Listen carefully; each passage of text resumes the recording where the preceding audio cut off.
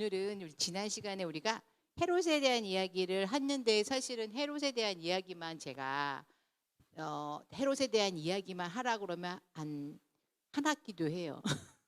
한 학기도 해요. 그러니까 뭐 이제 보셨지만 막 헤롯의 건물들 이런 이야기만 해도 엄청 재밌어요. 어떻게 지었고 무슨 생각으로 지었고 막 이런 얘기만 해도 그다음에 그 사람의 어떤 삶에 대해서 그래서 오늘도 역시 헤롯에 대한 삶이 등장을 할 건데 지난주에는 우리가 좀 잘 모르는 사람들 가계도를 받으셨어요. 그죠?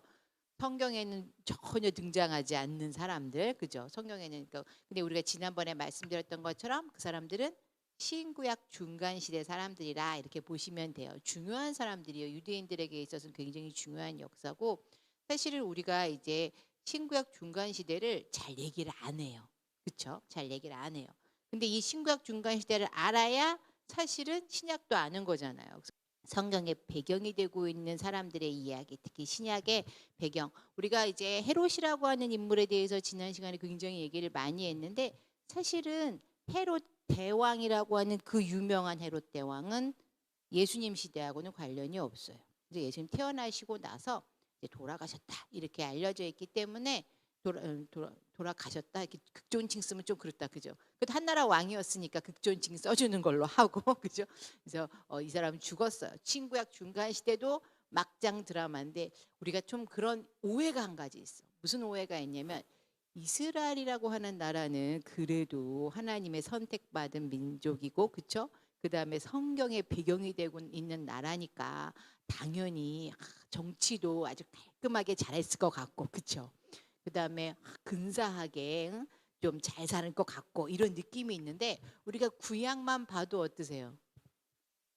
개차반이잖아요, 솔직히. 그죠? 예. 막 아들이 아버지 죽이려고 쫓아오고 뭐 왕이 또 그 다음에 자기 아들이 사울 같은 경우도 자기 아들 요나단을 왕으로 삼고 싶었겠죠. 예. 그런데 다윗이라고 하는 어디서 듣도 보도 못한 애가 나타났으니까 걔를 어떻게 해서든지 왕을 안 만들게 하고 더구나 자기보다 인기가 더 많으니까 걔를 견제하기 위해서 막 노력하는 거 그야말로 막장 드라마가 쫙 펼쳐지죠.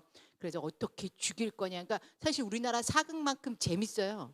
예, 굉장히 재밌습니다. 오늘도 우리 헤롯의 막장 드라마를 이제 보실 겁니다. 그러면 우리 헤롯이라고 하는 임금의 이제 신약의 시작, 헤롯이라고 하는 사람의 시작에 있어서의 인물이 누구였냐면 우리 지난 시간에 뭐 아주 긴 이름 그죠?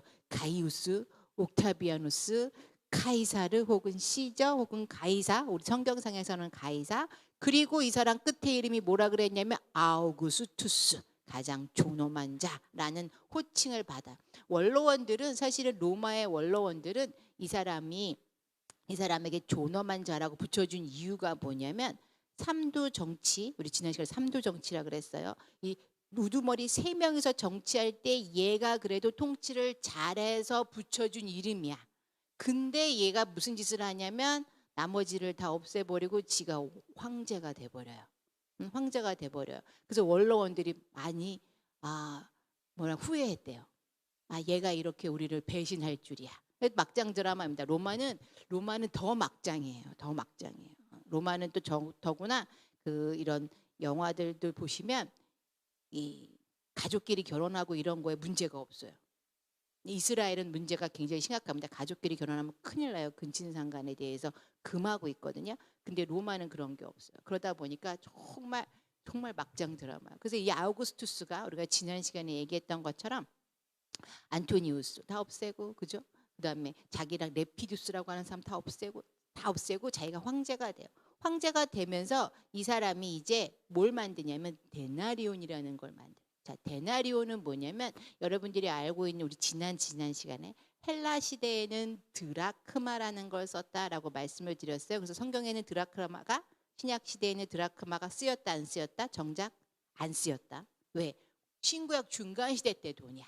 그거는 알렉산더하고 그 다음에 저기 셀레우코스 프톨레마이오스라고 해서 그리스 사람들이 이스라엘을 다스렸을 때의 돈이에요. 하스몬 왕가 때까지는 드라크마를 썼어요. 그러다가 로마가 이스라엘을 점령한 다음부터는 로마의 돈을 써야죠. 왜? 누가 통치하느냐에 따라서 그 돈 단위가 바뀌어요. 예, 그래서 드라크마는 헬라 시대 돈, 그리스 사람들 돈, 데나리온은 로마 돈. 근데 가치는 똑같아요. 가치는 똑같아요. 그래서 뭐냐면 은으로만 만들었고요. 원래 은으로만 만들었고 한 사람의 품삯, 하루의 품삯, 여러분이 제일 잘 아는 말이죠. 하루의 품삯. 이 데나리온이라는 것의 말의 뜻은 열이란 뜻이에요. 열 개란 뜻이거든요. 뭐가 10개냐면 데나리온 한 개로 살 수 있는 나귀가 10마리.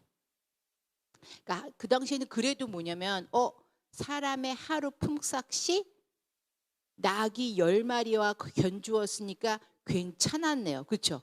예, 괜찮은 가격이죠. 그러니까 옛날에 나귀는 근데 뭐라고 생각하시면 되냐면 자동차 아니야? 아니요. 자동차는 말. 그죠? 나귀는 뭐냐면 수레를 끄는 거. 당시에 수레를 끄는 거 혹은 뭐라고 생각하시면 되냐면 농기구예요. 농기구. 뭐죠? 이 밭을 갈고 할 때 사용하는 동물이 나귀예요. 말하고 나귀는 가격이 비교가 안 돼요.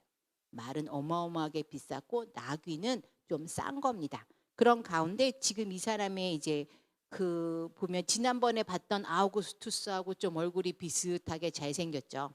옥타비아누스. 그러니까 여러분이 막 실제로 로마에 대해서 이야기할 때 옥타비아누스는 되게 많이 들었잖아요. 그 옥타비아누스가 성경에 나오는 가이사 아구스토랑 같은 사람이라는 거예요. 같은. 응? 요게 이제 헷갈려. 이름이 너무 많아가지고 헷갈려요. 근데 같은 사람이에요. 그러니까 내가 생각보다 꽤 유명한 사람을 성경을 통해서 이미 알고 있구나라고 생각하시면 돼요. 가이사 아우구스토. 이 사람이 바로 가이사 아우구스토 혹은 아우구스투스의 얼굴이 그려져 있는 데나리온인데 우리 박물관에는 안타깝게도 이 얘는 좀 비싸요. 이 아우구스투스의 얼굴이 그려져 있는 요 그 새겨져 있는 요 데나리온은 비싸가지고 못 사놓으셨더라고요. 근데 중간에 틈새가 없어. 대신 딴 걸 사다 놓으셨네. 그러니까 뭐냐면 은이 아니라 밑에 있는 동전은 뭐예요? 청동이에요. 청동. 이 청동을 가지고 그러니까 뭐냐면 은보다 청동이 가격이 어떨까요? 더 싼 거예요. 우리가 지난 시간에 하수몬 왕조도 청동으로 동전을 만들었어요. 은으로 동전 만들 수 있는 사람은 당시에 누구만 만들 수 있었다고요? 황제들 혹은 왕들. 그래서 통치하는 사람, 그 통치하는 얼굴을 꽝 찍을 수 있어요. 근데 당시에는 로마 황제만 이제부터는 로마 황제의 얼굴만 찍히는 것은 오직 은. 그 다음에 로마 황제 얼굴을 찍어도 되지만 청동으로 만들 수는 있어요. 하지만 일반 자치구역 사람들, 그러니까 뭐냐면 헤롯같이 자치구역을 통치하는 사람은 은으로 동전을 만들 수 있다 없다? 없다. 마찬가지로 하스몬 왕가 사람들도 자치구역을 통치한 거기 때문에 전부 다 청동으로만 만들었다 그랬어요. 그래서 이 은으로 만들었다라고 하는 건 아무나 못 만든다는 거예요. 그래서 되게 구하기가 힘들어요. 쉽지가 않아요. 그 찾는 게. 왜냐하면 유명한 황제가 2명 있어.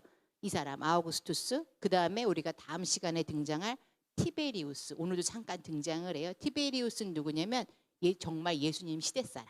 예수님 시대의 황제였던 사람. 그래서 이 2명의 거는 좀 비싸고 구하기가 힘들었는지 그래도 청동으로 가이사 아우구스토의 얼굴이 있는 디폰디우스라고 단위가 좀 낮은 거예요. 그러니까 우리식으로 생각하면 한 50원 정도? 100원이 있다면 요거는 50원. 100원은 우리도 100원은 은색이고, 그죠? 50원은 은색이고 10원은 뭐냐면 똥색이잖아요. 이게 뭐냐면 단위가 낮을수록, 그죠? 단위가 낮을수록 그래서 이게 이제 동전의 색깔이 그 다른 거야. 옛날부터 이렇게 했기 때문에 지금 우리도 그걸 따라 했던 거거든요. 이게 지금 단위가 좀 낮지만 디폰디우스라고 하는 동전에서 우리가 얼굴을 볼 수 있습니다. 그래서 보면 당시에 이 백부장, 우리가 성경에 보면 백부장이라는 사람이 등장을 해요. 군인입니다. 이 군인인데 백부장은 뭐냐면 100명을 다스릴 수 있으니까 뭐냐 우리식으로 얘기하면 부대장, 중대장은 더 높은 거잖아요. 부대장 정도 된다고 생각하시면 될 것 같아요. 100명 정도의 군인을 다스릴 수 있는 사람의 연봉이 얼마였냐면 3,750 데나리온이래요. 그러니까 보통 우리가 한 1데나리온을 10만 원 정도로 지금의 10만 원 정도로 생각했을 때 3,750만 원. 비슷하네. 그죠? 요즘에 이제 연봉 좀 싼가? 너무 싸요? 백부장 치고는 좀 싸긴 싸다. 그죠? 그리고 가장 그 당시에 가장 높은 군사 직급이 받았던 사람은 15,000데나리온. 한 1억 5천 정도 받았다고 생각하시면 돼요. 연봉. 괜찮네. 그죠? 요 정도만 받아도 괜찮았을 것 같아요. 그러니까 우리랑 비슷한 생활을 했을 거다라고 상상을 해보시면 돼요. 이런 가운데 우리 지난 시간에 무슨 얘기를 했냐면 이 아우구스 통치 아래 임금이 된 사람이 헤롯이다라고 얘기를 했어요. 자, 이 헤롯이 인정을 받았지만 우리가 이 헤롯의 이 막장 가문에 대한 이야기를 좀 오늘 해야 되는데, 헤롯이 제가 지난 시간에 생각보다 굉장히 잔인한 사람이었다라는 얘기를 했습니다. 물론 아기 죽인 것도 굉장히 잔인한 이야기지만 사실은 부인도 죽였다라는 얘기를 했고 자식들도 죽였다는 얘기를 했어요. 지금 이 가계도를 보시면 노란색으로 이렇게 이 중간에 헤롯 대왕만 빨간색으로 돼 있죠. 예, 헤롯 대왕 빨간색으로 돼 있고 그 밑에 노란색으로 표시되어 있는 애들은 누구냐면 통치를 한 애들이에요. 통치를 한 애들이에요. 그래서 여러분이 알고 있는, 근데 자세히 보시니까 전부 다 헤롯이 다 붙었어요. 그러니까 헤롯을 우리식으로 얘기하면 성으로 보시면 돼요. 성으로 생각해 보세요. 네. 그러니까 우리가 성경에 헤롯이 되게 많이 나오는데 정작 예수님과 가장 관계가 많은 헤롯은 저 두 번째 줄에 헤롯 안티파스입니다. 가운데 있는 사람. 이 사람이 예수님과 가장 관계가 많은 사람이에요. 나머지들은 그렇게 관계가 많지 않아요. 예수님 시대에는. 특히 예수님의 사역 전반에 걸쳐서 예수님의 삶에, 예수님이 살아계셨던 30, 더구나 예수님의 이제 사역 시대가 30살이잖아요. 요때 3년 동안은 헤롯 안티파스의 시대예요. 자, 그러면 우리가 성경에 보니까 헤롯이라고 하는 인물 밑에 있는 이 왕들의 이야기 중에 우리 막장 드라마 제일 기억하시는 게 뭐냐면 헤롯이 자기 동생을 아내를 취했다. 이 이야기가 가장 유명한 이야기예요. 그 이야기를 제가 무슨 얘기가 펼쳐진 건지 얘기를 해드릴게요. 자, 이 헤롯이라고 하는 사람은요, 사실은 부인이 되게 많았어요. 보시다시피 저 둘째 줄에 있는 사람은 다 부인 이름이에요. 다 여자예요. 첫 번째 여자가 도리스, 두 번째 여자가 마리암네 1세, 세 번째 마리암네 2세, 그 다음에 말타케, 그 다음에 클레오파트라, 그 다음에 보니까 그 외 부인들이 있어요. 그죠? 부인이 한 10명 이상 되었던 것으로 알려져 있고요. 그 중에서 이 도리스라고 하는 여자는 헤롯이 유대 임금이 막 됐을 때, 그러니까 누구냐면 안티파테르가 우리 헤롯의 아버지가 아직 살아있을 때 결혼한 여자가 도리스예요. 안티파테르가 아직 살아있을 때 결혼을 딱 도리스랑 해가지고 그 아들을 하나 낳는데 이 아들 이름이 안티파테르예요.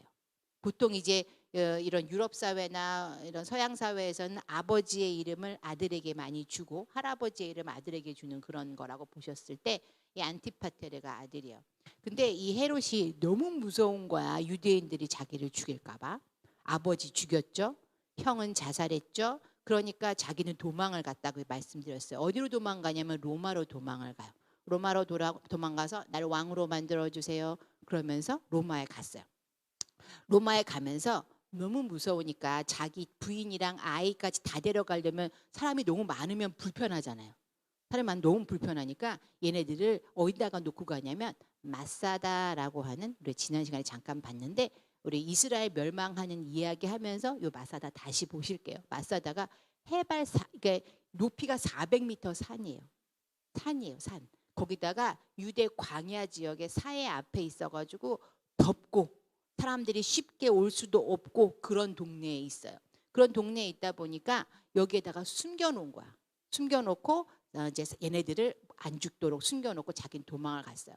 도망을 갔다가 다시 돌아왔어요. 다시 돌아와서 문제는 뭐냐면 이 아우구스투스가 왕으로 해줬어.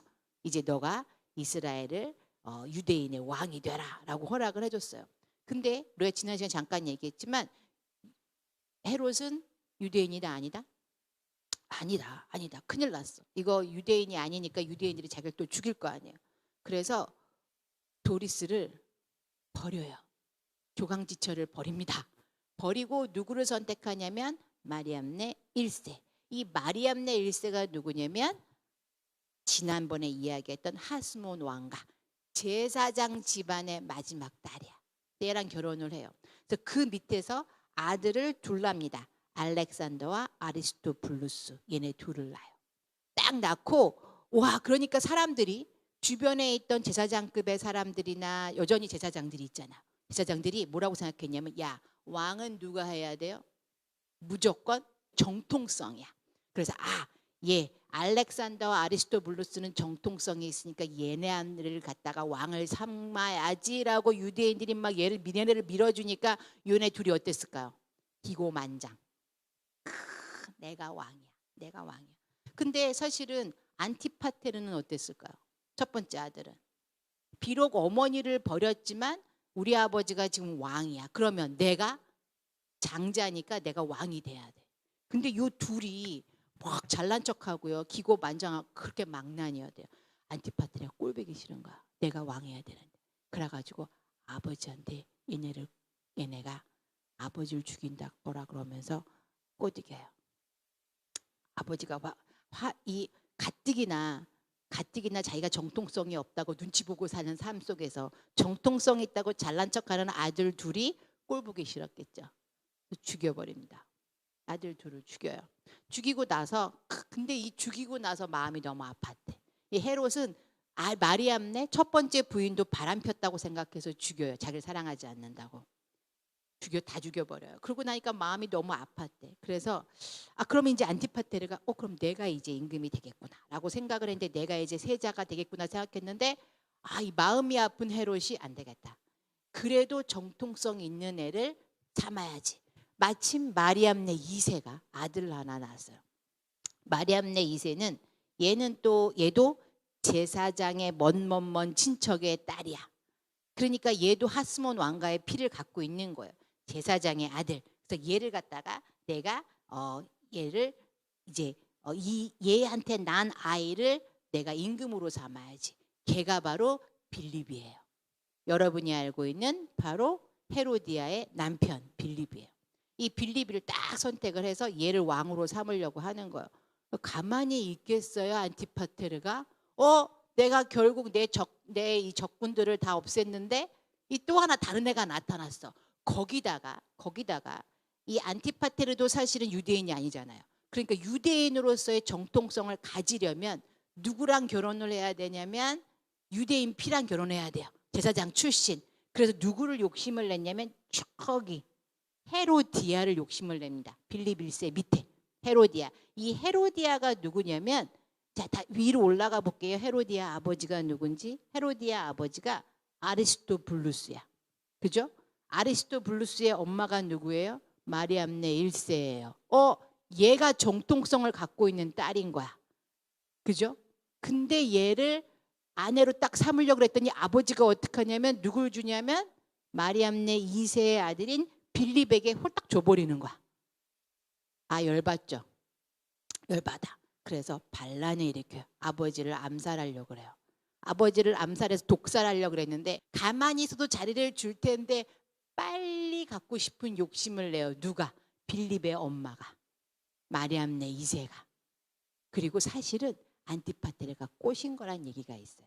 왜냐하면 안티파테르가 자기가 아버지를 죽이고 임금이 되고 싶은데 만약에 아버지를 암살했을 때 빌립이 살아있어. 그러면 제사장들이 누굴 밀어요? 유대인들이. 당연히 빌립을 밀 거 아니야. 그러니까 어떻게 하냐면 마리암네를 꼬셔가지고 빌립을 임금을 시켜줄게. 나랑 같이 연합을 해서 독살을 하자. 헤롯 독살하자. 꼬신 거야. 그러니까 이거 홀딱 넘어갔어. 그러는 바람에 근데 독살을 하려면 좀 성공을 하든가. 성공을 못해요. 성공을 못하는 바람에 이 안티파테르가 당연히 아버지가 열받아서 어떻게 해요? 죽여버려요. 그리고 마리암네 2세도 죽여버려요. 자기 독살하려고 그랬다고. 그리고 나서 빌립 1세는 그래도 아들인데 다 죽여버렸으니까 또 이제 또 주기가 좀 애매했어. 그래가지고 헤로디아랑 빌립 1세랑 쫓아내요. 어디로 쫓아내냐면 로마로 쫓아내요. 로마로 쫓아내고 누구에게 의지를 하냐면 이제부터 어느 아들한테 의지하냐면 여기 가운데 세 번째 있는 아들 노란색의 헤롯 안티파스에게 의지를 합니다. 이 헤롯 안티파스가 굉장히 헤롯 대왕에게 잘했대요. 그래서 헤롯 안티파스가 내가 이제 임금이 될 거야 라고 기대를 잔뜩 했대요. 기대를 잔뜩 했는데 아버지가 배신을 하네.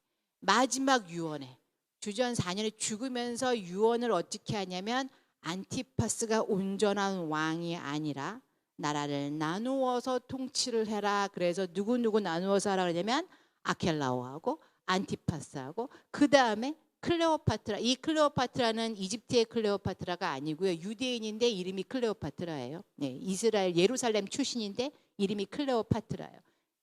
클레오파트라 여왕 아니고. 네. 그래서 클레오파트라의 아들인 빌립 2세하고 얘네 셋한테 나누어줘라 이러는 거야. 원래는 이 두 명한테만 나눠주라 그랬어. 아켈라오하고 안티파스하고 둘이 나누어서.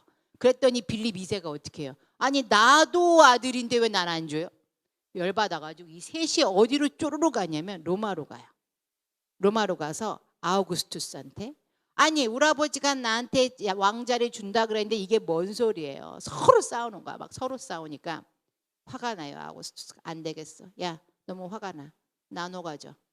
그 나누어 가지는 게 뭐냐면 바로 분봉왕이에요. 나누어 갔다. 나눌 봉 통치하다 왕 나누어 통치하다. 그래서 분봉왕이 되는 거예요. 근데 이때 안티파스가 로마에 갔잖아요. 근데 로마에 갔는데 이 안티파스가 원래 누구랑 친했냐면 저 빌립 1세랑 친한 거야. 응? 헤롯 빌립 1세랑 친한 거야. 그러니까 얘가 어떻게 하냐면 로마에 가서 어디서 보내겠어요? 친한 집에 가서 호텔비 아껴야죠. 호텔비 아껴야 되니까 어디 가서 사냐면 빌립 1세네 집에 가서 살아요. 빌립 1세네 집에 가서 사니까 무슨 문제가 생겼냐. 여기서 눈이 맞은 거야. 누구랑? 빌립의 아내 헤로디아랑. 사실은 눈이 맞았다 이렇게 표현을 하기도 하는데 사실은 안티파스도 불안해요. 왜? 안티파스도 유대인의 정통성이 필요한 거야. 그러려면 누가 필요해요? 헤로디아. 이 헤로디아가 유대인의 정통성은 다 가지고 있어. 그러니까 어떻게 해요? 욕심을 내요. 그래서 헤로디아를 취해요. 그럼 헤로디아를 꼬셔가지고 데리고 나와요. 그래서 성경에 나오는 헤롯이 동생 빌립의 아내를 취했다라고 하는 표현이 여기서 등장을 하는 거예요. 돌아옵니다. 다음 그림 넘겨주세요. 돌아와서 얘네가 나라를 나누어 가죠. 자, 나라 나누어 가진 거 볼까요? 자, 여기 보라색으로 되어져 있는 동네는 헤롯 아켈라오라고 하는 애가 통치를 하고요. 그 다음에 저기 파란색으로 되어져 있는 갈릴리 위쪽이랑 저쪽에 요단강 동쪽이랑은 헤롯 안티파스가 통치를 합니다. 그리고 저쪽에 헤롯 빌립은 갈릴리 호수 위쪽에 저쪽 멀리 통치를 해요. 근데 중간에 보니까 로마가 통치하는 초록색이 떡하니 있네. 그러니까 로마가 얘네들이요 서로 싸우니까 안 되겠다. 야, 너네가 나눠 갖고 너네가 잘할 수 있는 동네 나눠 갖고 그리고 여기는 우리가 가질게. 왜 가졌냐면 이 동네가 되게 중요한 동네예요. 왜냐하면 이 동네가 이 도로가 지나가요. 자, 우리 로마는 무조건 도로를 많이 펼쳤다고 말씀을 드렸어요. 특히 이 도로가 있는 이 동네가요. 이 로마 통치라고 써 있는 이 동네가 성경에 데가볼리라고 불리는 동네예요. 예수께서 데가볼리로 가셨더니라는 표현들이 등장을 하거든요. 이 데가볼리란 뜻은 뭐냐면 10개의 도시란 뜻이에요. 보시면 10개의 도시가 연합을 했는데 이 10개의 도시가 다 전부 다 로마의 도시예요. 그 중에서 가장 유명한 게 가다라 혹은 거라사라고 불리는 동네가 어디 있냐면 이 로마의 통치에 갈릴리 호수에 떡 걸려 있어요. 여기가 가다라 거라사예요. 여기 갈릴리 호수랑 딱 깔려 있잖아요. 그래서 무슨 얘기가 나는 거냐면 예수께서 가버나움에서 있다가 배를 타고 어떡하냐면 일로 건너왔다는 거야. 배를 타고 건너오실 수밖에 없는 이유가 뭐냐면 얘가 갈릴리 호수는요 이렇게 이 삼각형 모양이라고 말씀드렸잖아요. 삼각형 모양이다 보니까 이거 걸으려면 한참 걸려요. 한 바퀴 도는데 2시간 이상 걸려. 너무 멀어. 너무 멀고 그 다음에 얘네가 있잖아요. 여기가 절벽이에요. 이렇게 전부 다 이게 산이 뭐라면 계곡이 쫙 갈라지면서 생긴 호수다 보니까 주변이 다 산이에요. 그러니까 올라갔다 내려갔다 하려면 힘드니까 오히려 배를 타고 일로 건너가십니다. 근데 건너갔을 때 거기에 뭐가 있었다 그래요? 돼지떼가 있었다. 자, 우리 여러분 아시죠? 성경에 레위기에 보면 이스라엘 사람들은 돼지를 먹지 말라. 그죠? 돼지 먹지 말라. 돼지 왜 안 먹었는지는 잘 몰라요. 아무도. 왜 안 먹었는지는 아마 소화에 문제가 있고 뭐 여러 가지 문제가 있고라고 생각을 하는데 스스로를 구별된 삶을 살게 하려고 했다라고 보여지는데 이 돼지가 근데 왜 있었다고 여러분들 맨날 듣냐면 유대인이 아닌 사람들이 살아서 이게 그래서 그런 거예요. 이때 통치 때 로마가 통치하도록 주는 바람에 여기에는 계속 로마인들이 살았어요. 그러다 보니까 여기에는 돼지를 키운 거예요. 그래서 돼지떼가 있었고 그리고 절벽으로 떨어진 이유가 뭐냐면 갈릴리 호수가 계곡이 쫙 갈라지면서 만든 호수다 보니까 주변이 전부 다 산이에요. 그래서 거기서 떨어지는 거예요. 그래서 절벽들이 쫙 펼쳐지거든요. 되게 멋있어요. 막 병풍 같아. 쫙 절벽들만 펼쳐지기 때문에 갈릴리 호수는. 그래서 여기 지금 헤롯 빌립이 근데 얘네들 헤롯 나눠 가졌어요. 나눠 가졌는데 문제가 또 생겼어. 이 아켈라오가 아버지 닮았어요. 얘가 엄청 잔인해요. 잔인하고 그리고 얘는요 자기한테 반란만 일으키잖아요. 그러면 자기 미워하기만 하면 다 죽여버려요.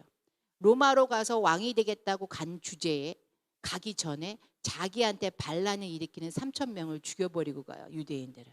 그러니까 유대인들이 이 아켈라오가 왕이 돼서 돌아왔을 때 좋아했을까요? 안 좋아합니다. 안 좋아해가지고 계속 반란을 일으키고 계속 로마에다가 상소문을 써요. 얘는 너무너무 못돼 처먹었어요. 그러니까 얘를 좀 제발 좀 어떻게 좀 해주세요. 계속 상소문을 쓰는 바람에 로마 황제가 할 수 없이 아켈라오를 내려요. 그래서 아켈라오는 10년밖에 통치를 못해요. 그러면 아켈라오가 통치하던 데를 누구한테 주냐면 당시에 인덕이 좀 있고 얘가 부인은 뺏었을지라도 얘가 좀 인덕이 있었대. 안티파스가. 그래서 안티파스가 나머지를 통치하게 돼요. 그래서 안티파스가 예루살렘을 통치하는 사건이 벌어지고 그래서 예수님 시대 때는 안티파스가 더 많은 지역을 이제 통치하게 됩니다. 그러면서 이 안티파스 같은 경우에는 양쪽의 조절을 굉장히 잘해요. 양쪽의 조절을 잘해서 어떻게 조절하냐면 이 로마 황제한테도 잘 보이고 유대인들한테도 굉장히 잘해요. 통치를 잘했고 그리고 심지어 여기 지금 연대를 보시면 제일 오랫동안 통치를 했죠. 자그마치 여기 지금 보시면 40년이 넘게 통치를 해요. 40년 넘게 통치하는 건 쉽지가 않잖아요. 인기가 많았고 아무도 안 죽였다는 얘기예요. 여긴 다 죽으니까. 근데 여기서 이 친구가 어떻게 하냐면 유대인들한테도 잘 보이게 노력하지만 로마인한테도 잘 보이려고 노력을 합니다. 그래서 다음 황제 아우구스투스 다음 황제가 바로 그 성경에 나오는 티베리야, 디베랴, 성경의 디베랴 혹은 티베리야, 티베리아스, 티베리우스 이렇게 불리는 황제가 등극을 하면서 이 안티파스가 디베리아한테 잘 보이려고 도시를 만들어요. 열어주시면 여기 갈릴리 호수를 우리가 갈릴리 호수라고도 부르지만 여기 있죠. 여기를 디베랴 성경에 보면 예수께서 디베랴에 가셨다 표현이 등장을 하거든요. 심지어 호수 이름이 디베랴 호수라고도 불려요. 이 디베랴가 뭐냐면 원래는 티베리아스예요. 티베리아스는 누구냐면 로마 황제를 위해서 도시를 건설해 준 거야. 이렇게 지어놔요. 완전 로마 도시. 근데 여기가 또 문제가 있어. 무슨 문제가 있었냐면 여기가 원래는 공동묘지터예요. 공동묘지터에다가 도시를 지었어. 유대인들이 좋아할까요? 싫어할까요? 당연히 싫어합니다. 왜? 유대인들은 시체와 가까이 하지 말라 그래서. 그래서 여기 도시의 별명이 뭐였냐면 쓰레기였어요. 쓰레기. 별명이. 왜? 이 도시 자체가 공동묘지 위에 지어진 더러운 장소다라고 평합니다. 그러면서 안티파스에 대해서 안 좋은 이야기들을 계속하기 시작을 해요. 그런 가운데 또 누가 있냐면 요 빌립. 빌립의 이야기도 재미있는 게 뭐냐면 이 빌립은 다른 이 유대인의 왕인 아켈로나 안티파스가 유대인들 지역을 통치한 데 반해서 빌립은 이 아래쪽에 로마 통치 지역뿐만 아니라 이 위쪽을 다스리거든요. 이 위쪽은 뭐냐면 유대인들이 거의 안 살았어요. 유대인들이 거의 안 살아요. 주로 로마인들을 다스리는 거야. 그러다 보니까 이 유대인들이 여기 안 사는 동네에 여기 위에 두 번째에 보면 글씨가 너무 안 보인다. 두 번째에 보면 가이사랴 빌립보라고 하는 마을이 등장을 해요. 자, 가이사랴 빌립보가 실제로 발견이 됐는데 여기서도 또 재밌는 얘기 해드릴게요. 뭐냐면 이 갈릴리 호수가 여기 갈릴리 호수가 되려면 물이 필요하겠죠. 자, 물이 어디서 내려오냐면 저 꼭대기에 이두레라고 써 있는 꼭대기에 헬몬산이 있어요. 여기 밑에 가이사랴 빌립보 위에가 헬몬산이에요. 여기에 가이사랴 빌립보 위에 헬몬산이 있고 헬몬산하고 가이사랴 빌립보하고 그 다음에 우리가 성경에 나오는 단지파가 같다는 곳이 어디냐면 여기 헬몬산 밑에거든요. 요 세 군데서 물이 나와요. 이스라엘의 폭포를 보시려면 요 세 군데를 가면 돼요. 이스라엘의 폭포가 딱 한 4-5군데 정도 있거든요. 근데 별로 없어요. 여기는 그런 게 별로 없어. 근데 이 꼭대기에 폭포가 3개가 있어요. 이 폭포 3개가 모여서 내려온 물이 갈릴리 호수거든요. 근데 이 중에 이 가이사랴 빌립보에 이런 물이 흐르는 폭포가 있는 거야. 너무 멋있어요. 근데 저 뒤쪽에 벽에 보실게요. 벽에 보시면 뭐가 있냐면 구멍이 뻥 뚫려 있는 벽이 보이시죠?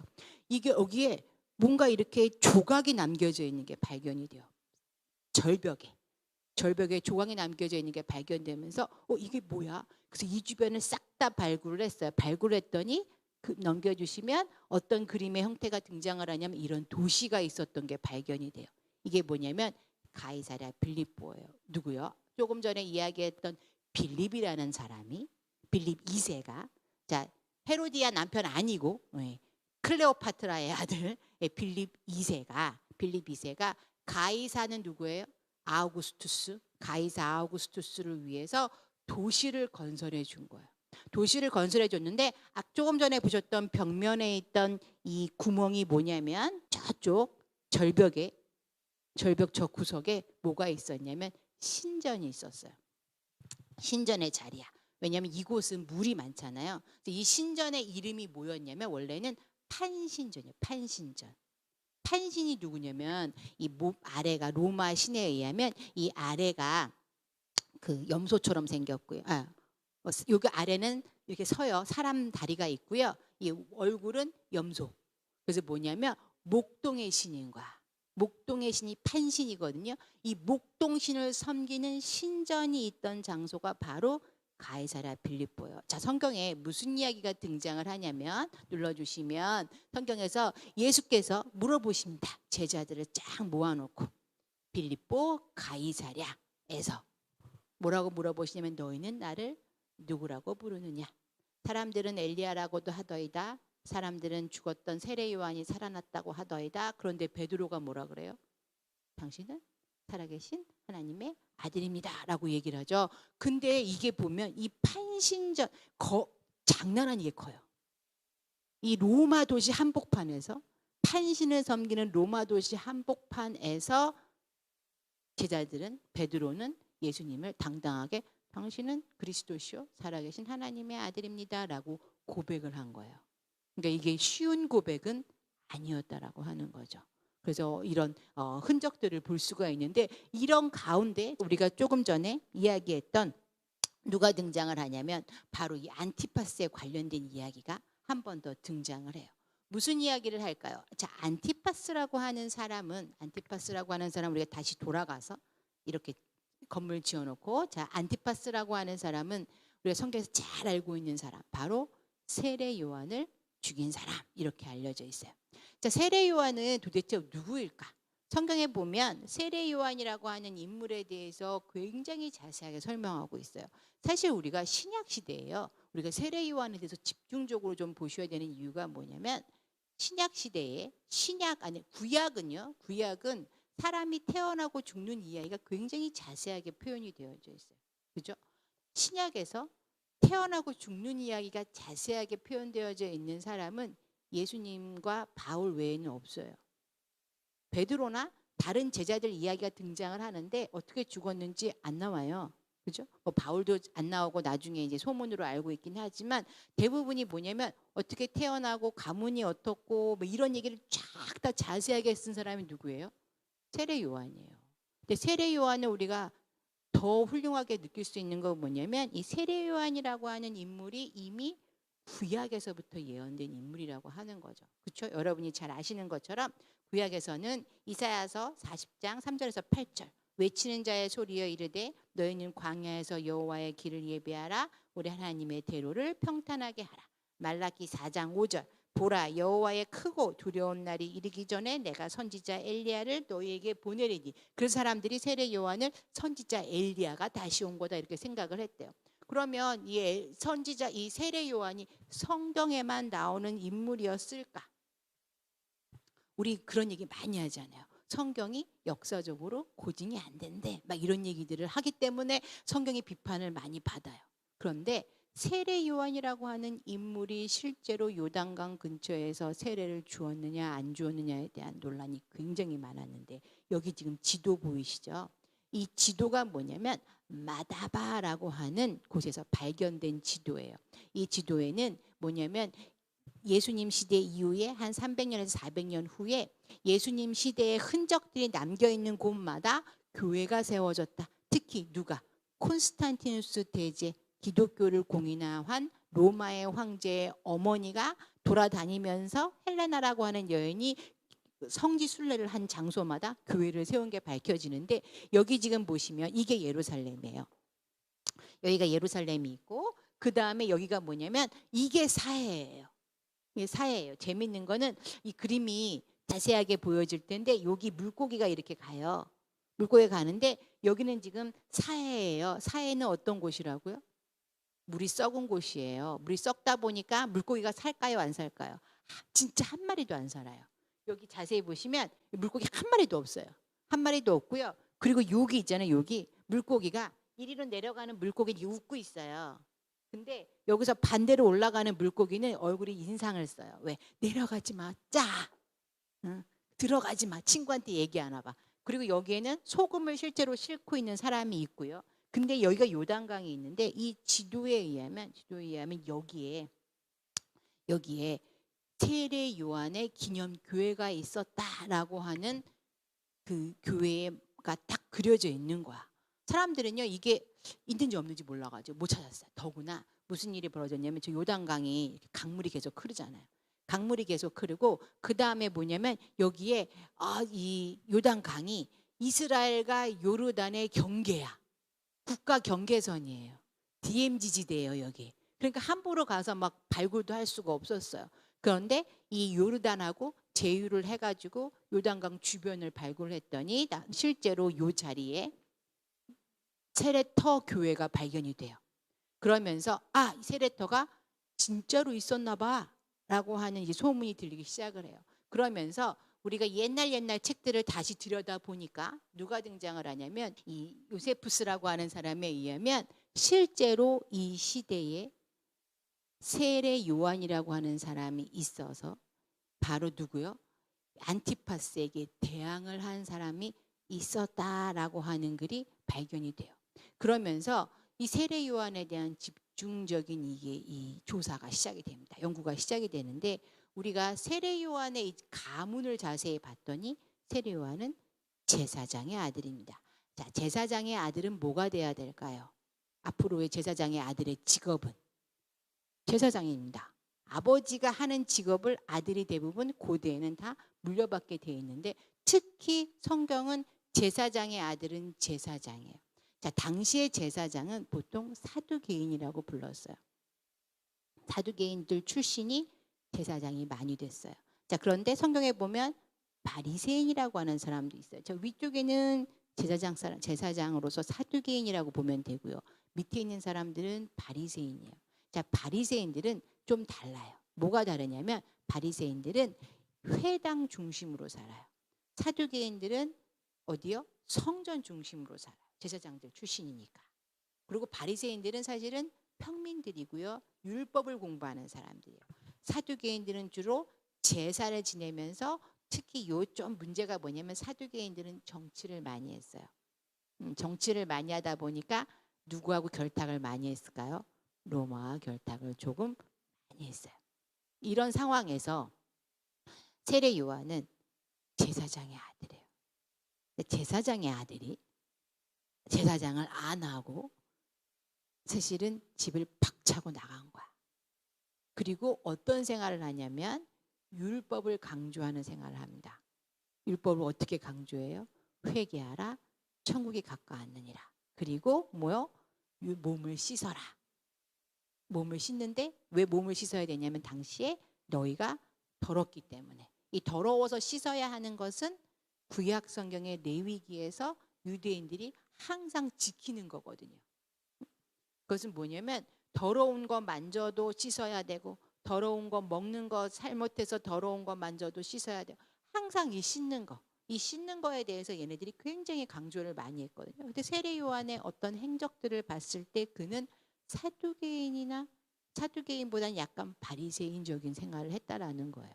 근데 그 바리새인들도 어디에 모여서 주로 생활을 했냐면 회당에 모여서 성경을 읽는 걸 많이 했는데 이 사람은 어떻게 해요? 그것도 안 하고 박차고 나가요. 박차고 나갑니다. 박차고 나가서 뭘 하냐면 은둔 생활을 했다 이렇게 성경에 나와요. 성경에 보니까 이런 은둔 생활을 한 사람들은 후대에 등장을 해요. 근데 사실은 우리가 이 요세푸스라고 하는 사람을 통해서 알게 된 이야기들 중에 뭐가 있었냐면 사실은 성경에는 바리새인, 사두개인, 그 다음에 열심당원 이렇게 세 명이 있다 이런 표현이 등장을 하는데 이 열심당원들은 조금 달라요. 이 열심당원들은 누구냐면 독립운동하는 사람들이에요. 이 사람들은 나중에 다시 등장하는데 이 사람들은 그 로마에 대항해서 독립운동하는 종교적인 단체가 아니라 자 종교적인 단체로 중요한 사람들은 당시에 사두개인, 바리새인이 있었는데 요세푸스라고 하는 사람이 무슨 글을 쓰냐면 요세푸스는 신약 시대의 역사를 남긴 사람입니다.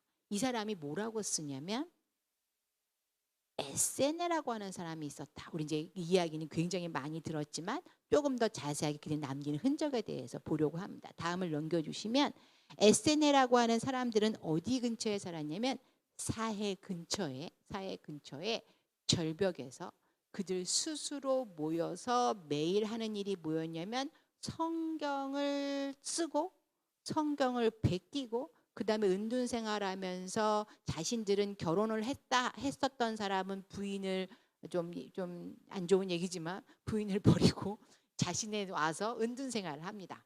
은둔 생활을 하면서 뭘 했냐면 율법 지키는 거를 굉장히 중요하게 여겼다. 이런 표현이 등장을 하거든요. 근데 못 찾았어요. 그래서 이 요세푸스가 쓴 에세네라고 하는 사람들은 없었어. 라는 얘기까지 했었어요.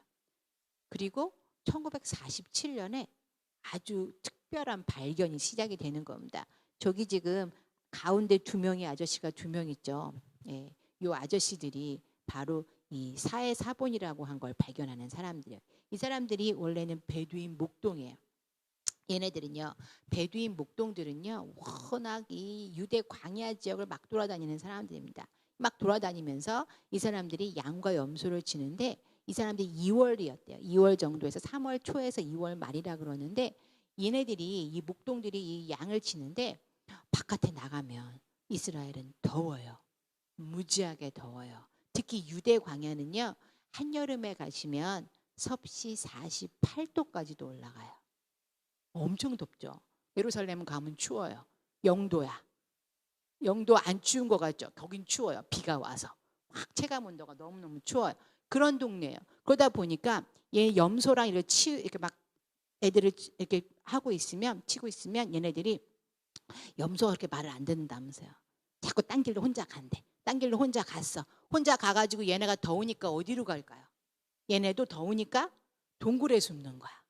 이 동굴이 석회석 산지란 얘기를 제가 계속 강조했어요. 석회석 산지가 되게 좋은 게 뭐냐면 석회석 산지는요, 이 안에 들어가잖아요. 그럼 되게 신기해요. 석회석은 동굴 안에 들어가면 겨울엔 따뜻하고 여름엔 시원해요. 진짜 신기해요. 그러니까 여기 얘네들도 여기다 숨으니까 당연히 왜 염소 한 마리 잃어버렸을 때 이 목동들이 어떻게 해요? 안에 자 보세요. 이게 첫 번째 발견된 동굴인데요. 동굴 꼭대기에 구멍이 있고요. 이 밑에는 원래 돌로 다 막혀 있었대요. 그러니까 저 꼭대기까지 기어 올라가 여기에 염소 있나 확인하려니까 얼마나 귀찮았을까.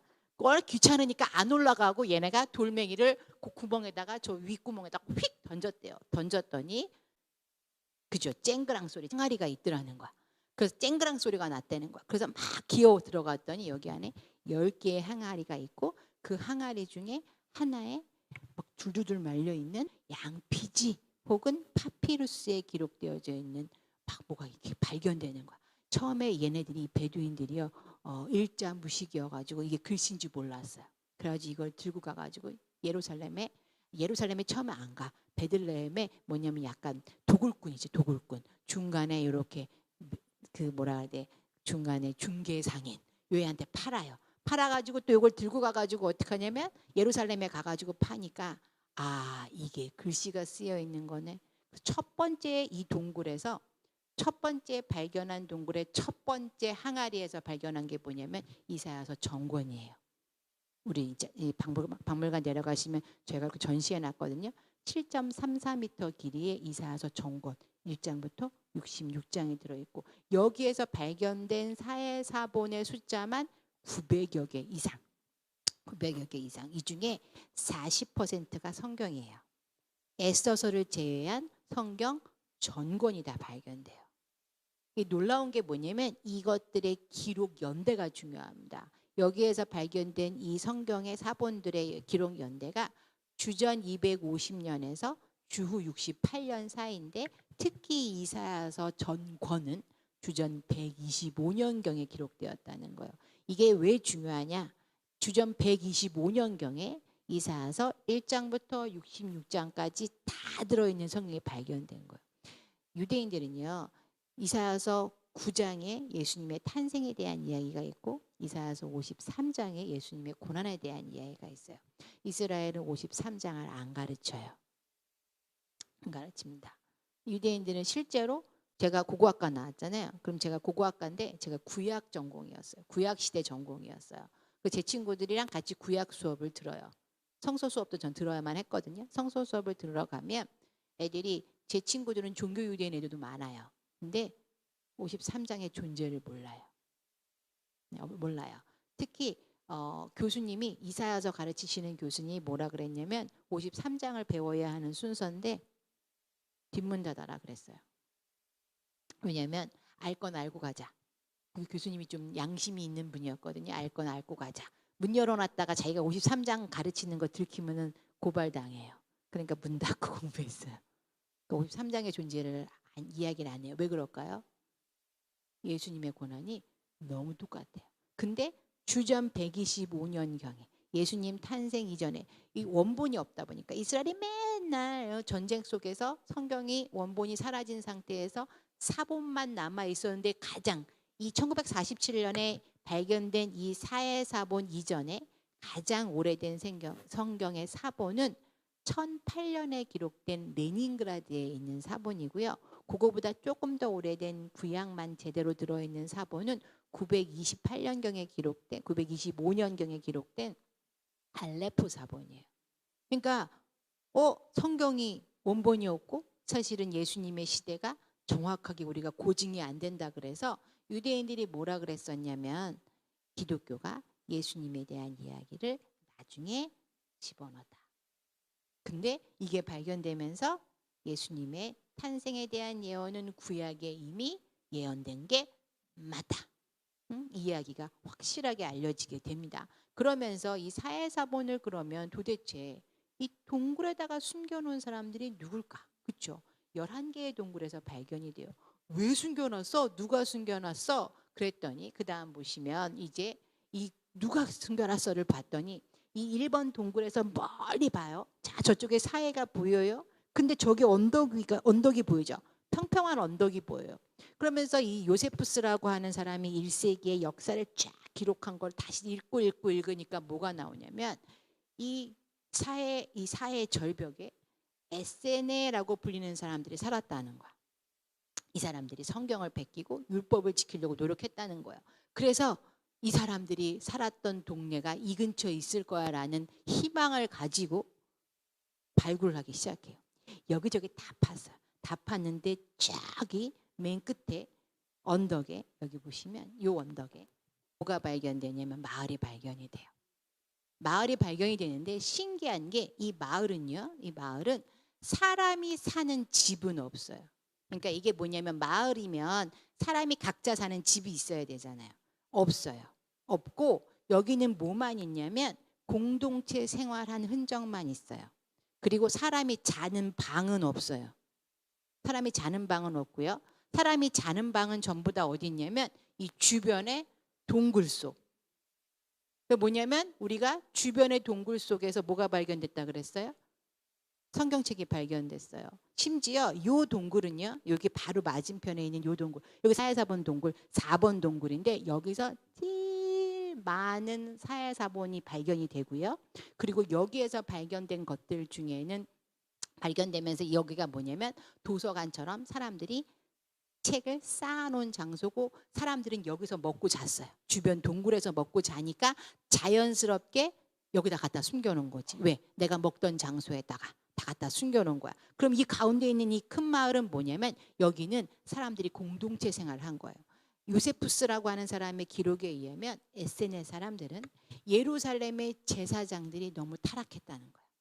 예루살렘의 제사장들과 바리새인들이 너무 타락을 해서 도대체가 걔네랑 같이 살 수가 없어. 그래서 얘네들이 광야로 나와서 사해 주변의 언덕에다가 집을 짓고 한 200명 정도가 같이 살았대요.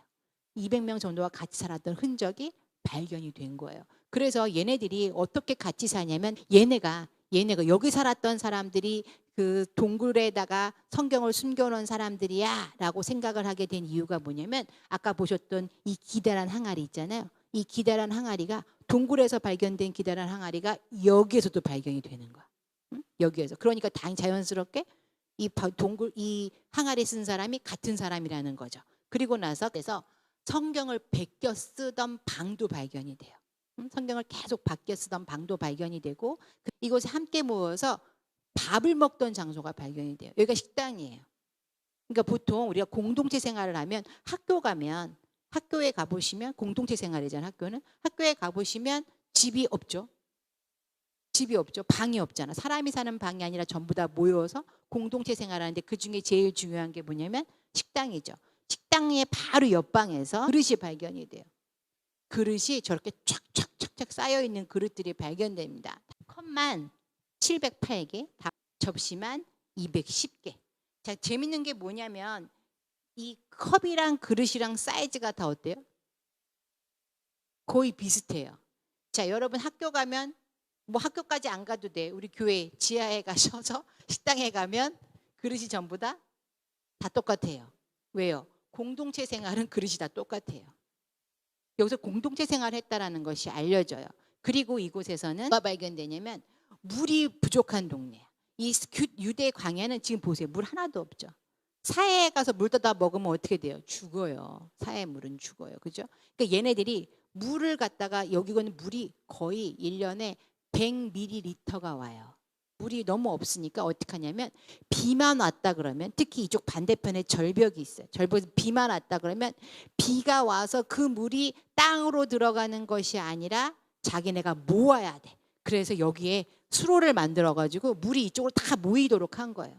모이도록 해서 어떻게 하냐면 여기도 물통, 여기도 물통, 여기도 물통, 전부 다 물통을 만들어 놔요. 그래서 물 수장고를 만들어 놓고 여기서 먹고 살아야 되니까 계속 먹고 살아야 되고 계속 뭐예요? 먹고 살면서 하는 일은 성경 베끼는 거. 성경 베끼는 거 계속 해야 돼. 그러면서 얘네가 제일 중요하게 여긴 거. 뭘 제일 중요하다고 여겼냐면 율법 지키는 거. 그래서 뭐냐면 지금 보시는 게 계단인데 아래로 쑥 내려가게 돼 있어요. 자, 이게 뭐냐면 성경의 유대인들은 미크베라고 하는 정결탕에서 몸을 씻었대요. 유대인들의 지금 회당에 가잖아요. 회당에 가면 우리 이렇게 교회가 있잖아요. 교회가 이렇게 있으면 걔네도 회당이 이렇게 비슷하게 생겼어요. 이렇게 생겼어요. 그러면 옆에 방에 가잖아요. 그럼 우리 옆방에 가면 뭐 있냐면 주로 막 이런 도구 같은 거 놓는 방. 여기 다 열면은 무슨 마이크 시스템 이런 거 있잖아요. 유대인들은 회당에 가시면 옆방 열면 뭐가 있냐면 이런 목욕탕이 하나 있어요. 계단이 있고요. 계단으로 내려가서 몸을 담궈요. 그리고 나와요. 나와서 몸이 깨끗해졌으니까 이제 여기 예배에 참석할 수 있어요. 이게 미크베예요. 정결탕이고. 그래서 우리가 예수님도 뭐라고 말씀하시냐면 예수님의 제자들한테 왜 손 안 씻고 밥 먹니? 그래서 예수님도 밥 먹기 전에 발 닦아주죠. 겸손의 표현도 되지만 물로 씻어야지만 깨끗해져서 참여를 할 수 있는 거예요. 그런데 이 재밌는 건 뭐냐면 자 내려가는 사람은 지금 더럽습니다. 닦은 사람은 깨끗해요. 올라와요. 내려가는 애하고 올라오는 애하고 부딪히면 어떻게 돼요? 다시 더러워져서 또 닦아야 돼요. 그래서 어떻게 하냐면 중간에 이렇게 계단에 붙지 말라고 저 줄이 이렇게 있어요. 진짜로 줄이 있어요. 지금도 줄이 있어요. 줄이 있어서 서로 부딪히지 말라고. 오른쪽 왼쪽 우리는 뭐 있잖아요. 우리도 꼭 오른쪽으로 다니세요. 왼쪽 그것처럼 가운데 줄을 딱 해놔요. 더 재밌는 거. 자 그런데 성경에 보면 뭐라고 되어 있냐면 유대인의 율법에 의하면 이 물은 비가 내리는 물이어야 된대요. 자연물로만 깨끗하대요. 근데 이 물이 계속 이렇게 모여 있으면 어떻게 될까요? 썩겠죠. 1년 내내 저 물이 썩을 거 아니야. 거기다 더구나 들어간 사람 더러운데 그죠? 계속 누군가가 씻었어. 어떻게? 그래서 어떻게 하냐면 여기에 물을 옮겨 담아요. 이게 뭐냐면 여기 이게 물이 흥건한데 이 물에다가 깨끗하다고 생각하는 물만 따로 모아놨어요. 걔는 절대로 사람이 들어갔다 나갔다 안 해요. 그 물 모아놓은 거를 이렇게 떠가지고 갖다가 여기다가 섞으면 얘가 깨끗해진대. 실제로 그랬대요. 그래서 여기 보시면 여기 보면 여기 옆에 있잖아요. 옆에 이렇게 문이 있어요. 통로가 있어. 수로가 따로 있어. 그래서 여기에 문을 딱 놨다가 옆에 있는 물에다가 이렇게 톡 올리면 얘가 쏘로록 들어오면 깨끗해졌어요. 믿거나 말거나 그죠? 깨끗해집니다. 그러면서 얘네가 뭐라고 얘기하냐면 율법에 돌그릇에 담은 물은 깨끗하다 이런 표현을 사용해요. 담을 때 돌에다가 그릇을 담아서 버려 이렇게 해라 라는 표현이 등장합니다. 그래서 신기하게도 뭐냐면 돌그릇들이 발견돼요. 이런 항아리가 발견돼요. 이 항아리가 뭐냐면 우리가 지난번에도 이스라엘은 금기 음식을 지키는 얘기를 제가 해드렸어요. 그죠? 돼지고기 안 먹는다고 얘기해. 돼지고기 더럽잖아. 자, 되게 재밌는 게 뭐냐면 제가 이스라엘에 가서 설거지를 해요. 설거지를 하면 우리도 남의 집 초대받으면 설거지 해줘야 되잖아. 밥도 먹었으면 우리 설거지 해줘야 되잖아. 설거지를 해요. 딱 설거지를 하면 제가 실수를 해요. 무슨 실수를 하냐면 자 성경에 돼지고기와 그죠? 성경에 돼지고기 먹으면 안 되니까 돼지 묻은 건 부정한 거고 그 다음에 또 뭐냐면 어미젖에 제가 얘기했죠. 이스라엘 가면 치즈버거 안 팔아요. 어미젖에 고기를 넣고 끓인 거는 안 돼요. 그건 먹으면 안 돼요. 그래서 치즈버거가 없어요. 자, 버거를 먹었어요. 치즈버거가 아닌 버거를 먹었어요. 아이스크림을 먹어요. 안 돼요. 4시간 후에 드셔야 돼요. 4시간 후에는 얘가 소화가 된대요. 그 4시간 후에 먹어야 돼요. 굉장히 제가 지난번에 돼지 얘기하면서 얘기했죠. 그러면서 얘네가 어떻게 했냐면 돌그릇은 씻어서 깨끗해질 수 있다는 거야. 토기는 흡수한대요. 그 다음에 금속도 흡수한대요. 그래서 금속은 더러운 게 묻으면 땅에다 묻고요. 그 다음에 토기는 깨요. 그래서 제가 설거지를 했는데 안식일 날 아침에 커피하고 우유하고 빵 먹었어요. 자, 그 그릇 따로 있어요. 점심에 고기 먹었어요. 그 그릇 따로 있어요. 근데 남의 집에 가서 제가 이 그릇이 그 그릇이고 저 그릇인지 어떻게 알아요? 설거지해서 어떻게 해요? 탁 올려놨어. 그럼 제 친구가 막 달려와서 그거를 깨버려요. 미안해서 제가 그 집에 가가지고 너무 많이 깨먹었어요. 그래서 그 다음부터는 절대 설거지를 안 해요. 안 시켜 아예. 안 시켜요. 하도 깨먹으니까. 그 다음에 금속, 포크는 성경에 뭐라고 했냐면 불로 지나가면 돼요. 불에 지나가는 표현 등장. 불에 지나가면 깨끗해진대요. 근데 막 맨날 불에 지나가면 할 수가 없으니까 어떻게 했냐면 땅에다가 묻고 50년 후에 다시 쓸 수 있대요. 희년 후에. 그래가지고 맨날 땅에다 묻어요. 그 제 친구가 그러는데 뭐라 했냐면 제가 설거지한 게 전부 다 걔네 집 앞마당에 묻혀 있어요. 언젠가는 포크나무가 열릴 거야. 그죠? 어? 포크를 하도 제가 씻어. 그런데 성경에 얘네들이 뭐라 그러냐면 돌은 씻어도 된다. 그래서 돌그릇을 사용을 해요. 그래서 성경에 보면 무슨 얘기를 하냐면 가나의 혼인잔치에 갔더니 정결례에 의하면 돌 항아리가 있었대. 그게 바로 이거예요. 그래서 돌 항아리가 있는 거야. 유대인들은 돌로 만든 그릇은 씻어서 다시 쓸 수 있다고 생각했고 실제로 그 당시에 이 그릇이 뭐냐면 돌로 된 바로 포도주 담는 그릇이에요. 당시에 포도주는 그냥 쓰는 게 아니고요. 여기다가 액기스 넣고 우리 홍초 타듯이 홍초 탈 때 홍초 조금 넣고 물 섞잖아요. 그것처럼 여기다가 포도주 넣고 물 섞는 거예요. 그렇게 해서 포도주를 떠마시는 거야. 그리고 시계가 발견돼요. 이게 뭐냐면 해시계. 가운데다가 막대기 꽂아놓고 안식일이 시작하는 시간, 그 다음에 안식일이 끝나는 시간, 기도해야 되는 시간 하루 3번 기도했습니다. 다니엘처럼. 그래서 이 해시계가 너무 중요했어요. 그래서 이렇게 생각을 하면서 이 사람들에게 더 중요했던 거 바로 기도하는 겁니다. 성경에 보면 뭐라고 나오냐면 성경에 구약에서 신명기 6장 4절에서 9절 들어라 이스라엘아 나는 너희의 하나님이니 내가 너희를 사랑하고 내가 너희의 하나님인 것을 기억하고 내가 너희를 애굽에서 구원한 것을 기억해라. 어떻게 기억하냐면 문설주의 표식을 하고 미간의 표식을 하고 팔목의 표식을 하라. 이게 바로 미간의 표식하는 방법이고요. 팔을 보세요. 팔 보면 줄이 묶여 있죠.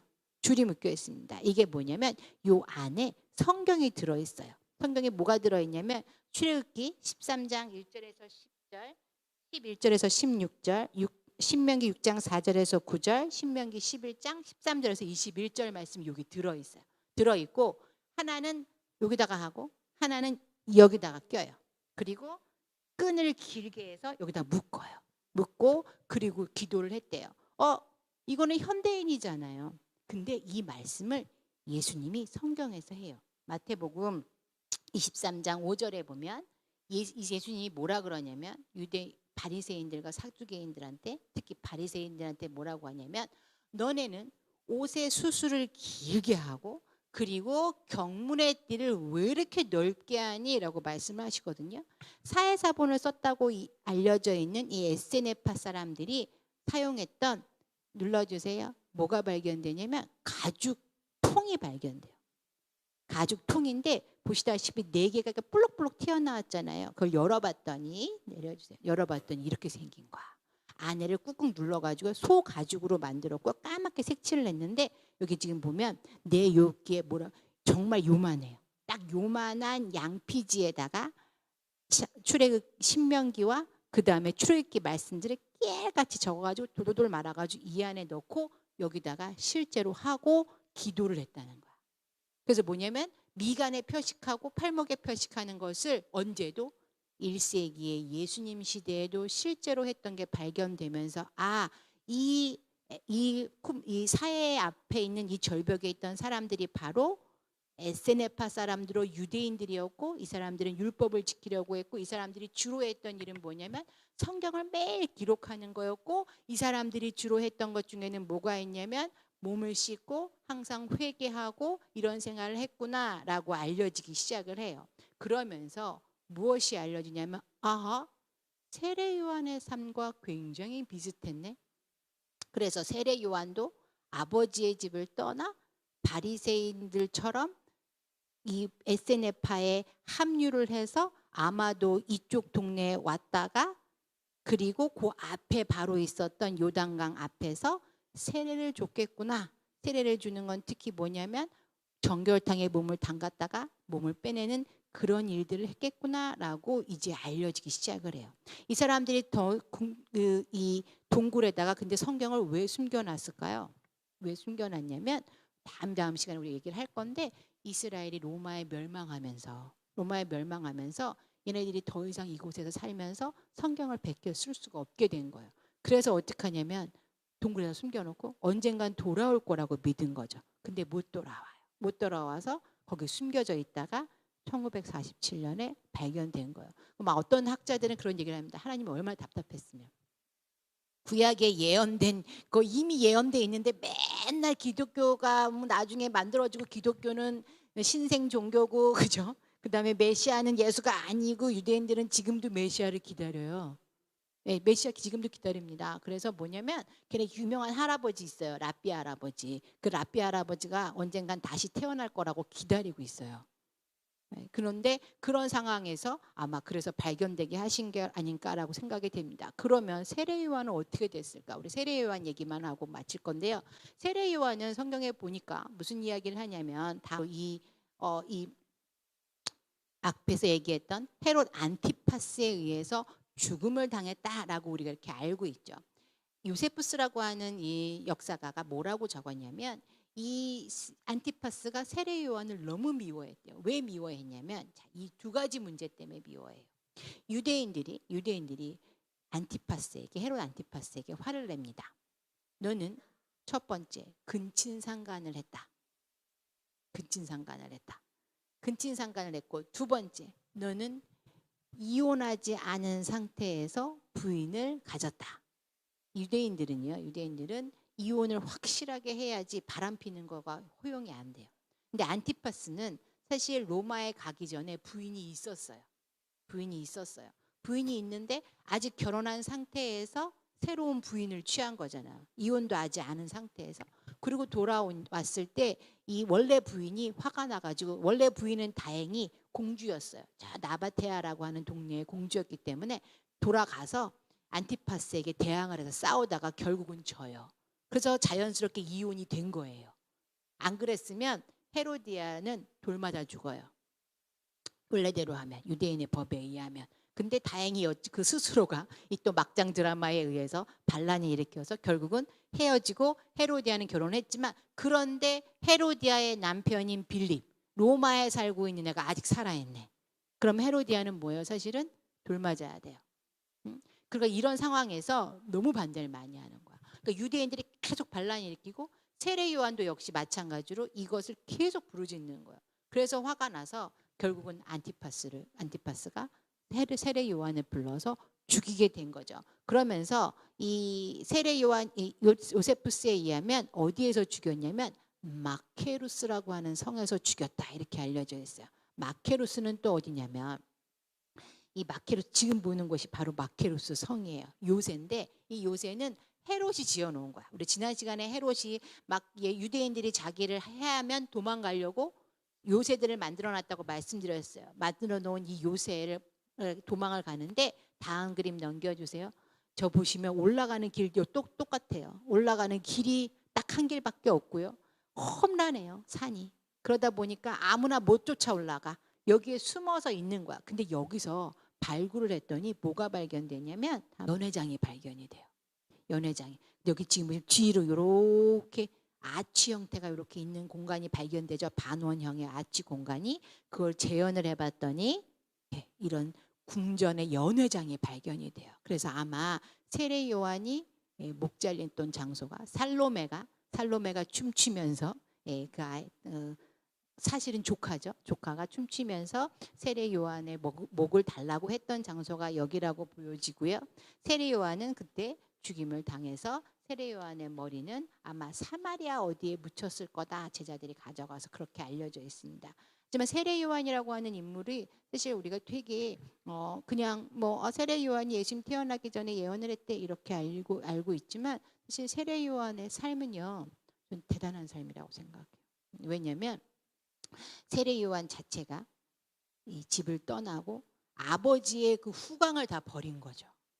아버지의 후광 제사장으로서 정말 그 누릴 수 있는 삶이 어마어마한 삶을 누릴 수 있는 사람이었거든요. 근데 그걸 다 버리고 정말 광야에 나가서 이 에세나파 사람들처럼 은둔 생활하면서 정말 하나님의 율법을 지키게 하려고 하고 그리고 예수님의 길을 예비했다라고 하는 거. 저는 당시에 있던 정치적인 상황에서 우리가 보통 이제 일제 상황에서 일제에 붙으냐, 독립운동을 하느냐 이런 고민들을 했던 선조들이 있었잖아요. 그런 것처럼 어마어마한 결심으로 자신의 삶과 그리고 성경의 말씀을 지키려고 했던 사람이 바로 세례 요한이 아니었을까라고 생각을 해요. 저는 세례 요한을 굉장히 좋아해요. 자, 저희는 이스라엘이 아직 이스라엘은 멸망하지 않고요. 예수님에 대한 이야기를 하도록 할게요. 안녕히 돌아가세요.